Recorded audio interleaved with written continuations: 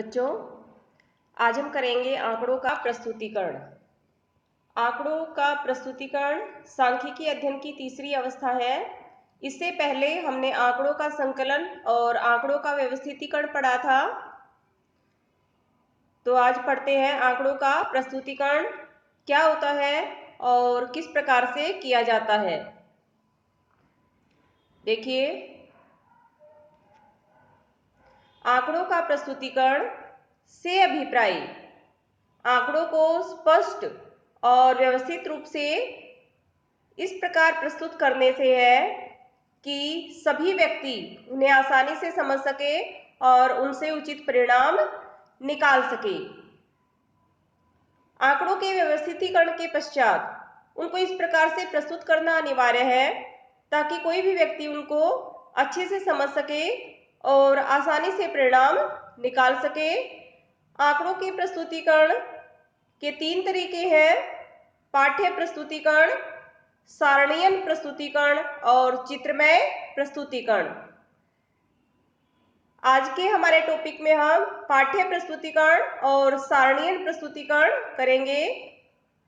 पहले पढ़ते हैं पाठ्य प्रस्तुतीकरण क्या होता है और किस प्रकार से किया जाता है। देखिए, पाठ्य प्रस्तुतीकरण आंकड़ों का वर्णनात्मक प्रस्तुतीकरण है। जब हम वर्णन के रूप में प्रस्तुत करते हैं किसी बात को, तो यह प्रस्तुतीकरण पाठ्य प्रस्तुतीकरण होता है।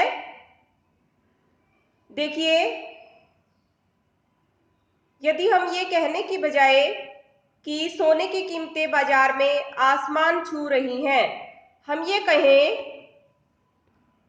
कि सोने का मूल्य वित्तीय वर्ष 2011 के 10/11 के दौरान 50% बढ़ गया है, तो इस प्रकार से कहना बहुत अधिक अर्थपूर्ण है और उचित है। अब है सारणीय प्रस्तुतीकरण।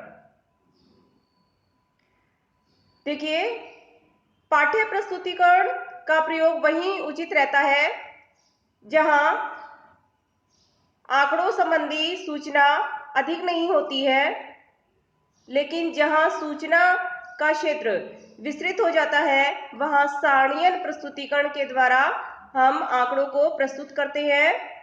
देखिए, क्या होता है, सारणी के रूप में आंकड़ों को प्रस्तुत करना सारणीय प्रस्तुतीकरण होता है। सारणी को पंक्तियों और कॉलमों में प्रस्तुत करते हैं। कॉलम जब हम इस तरह से सीधी लाइनें के रूप में प्रस्तुत करते हैं, ऊपर से नीचे की ओर खाने बने होते हैं, उनको कॉलम कहा जाता है।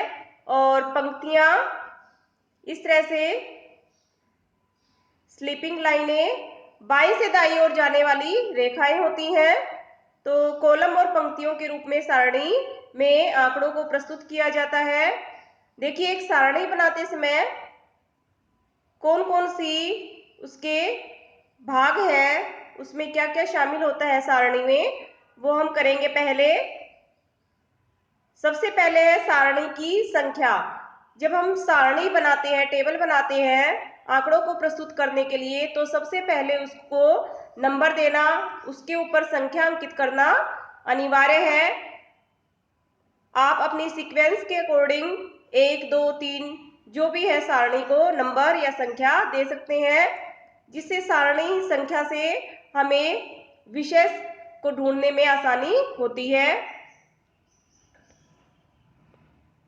इसके बाद आता है शीर्षक।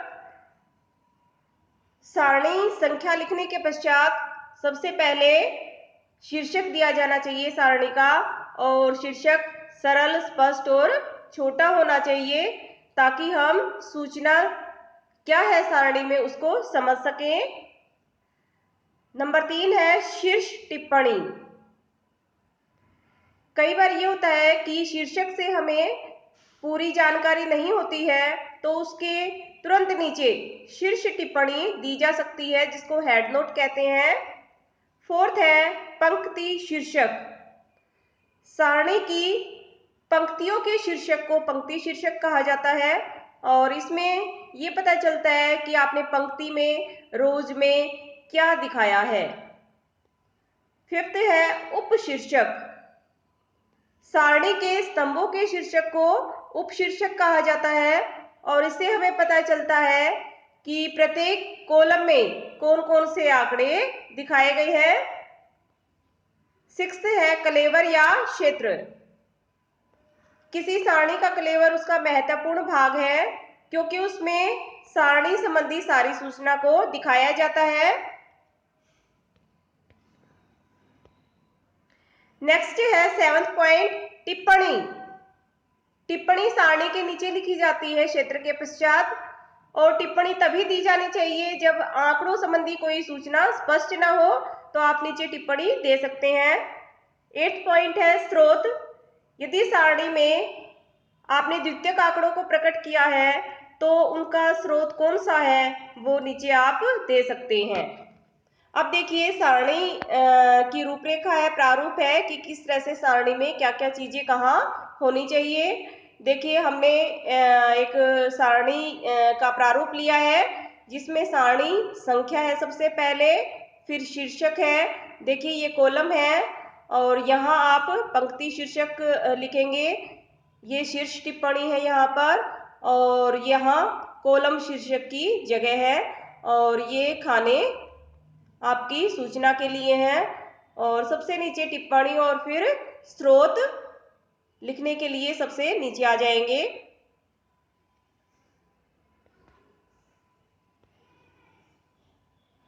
अब करते हैं एक अच्छी सारणी में क्या क्या विशेषताएं होनी चाहिए। मैक्सिमम ये एग्जाम में क्वेश्चन पूछा जाता है। पहला पॉइंट है शीर्षक अध्ययन के अनुकूल होना चाहिए। जो भी सारणी में आपने शीर्षक चुना है या लिखा है वो आपकी सूचना के अकॉर्डिंग ही होना चाहिए और सबसे ऊपर उसको लिखा जाना चाहिए। सेकंड है तुलना। सारणी बनाते समय ये भी ध्यान रखना चाहिए कि जिन सूचनाओं की आपको तुलना करनी है या तुलना की जानी है उनको एक दूसरे के पास वाले कॉलम या पंक्तियों में रखना चाहिए। थर्ड है आदर्श आकार। सारणी आदर्श आकार की होनी चाहिए। आदर्श इतनी बड़ी नहीं होनी चाहिए और ना ही इतनी छोटी होनी चाहिए कि उसमें पूरी सूचना ना आए। इसके लिए एक आसान तरीका है कि आप पहले एक रफ ड्राफ्ट बना लें और जिसमें सारे आंकड़ों को ले लें और फिर उसको चेक करें कि क्या आपकी सूचना पूरी है या कोई इकाई या वर्ग उसमें रह तो नहीं गया है और फिर इस तरह से आप एक आदर्श सारणी को तैयार कर सकते हैं। फोर्थ है शून्य का प्रयोग। सारणी में देखिए शून्य का प्रयोग केवल मात्रात्मक अनुपस्थिति दिखाने के लिए किया जाना चाहिए और यदि कोई सामग्री उपलब्ध नहीं है तो उसकी जगह आप NA या फिर इस तरह से साइन या फिर किसी अन्य शब्द का प्रयोग भी कर सकते हैं इसमें। नेक्स्ट पॉइंट है संक्षिप्त शब्द।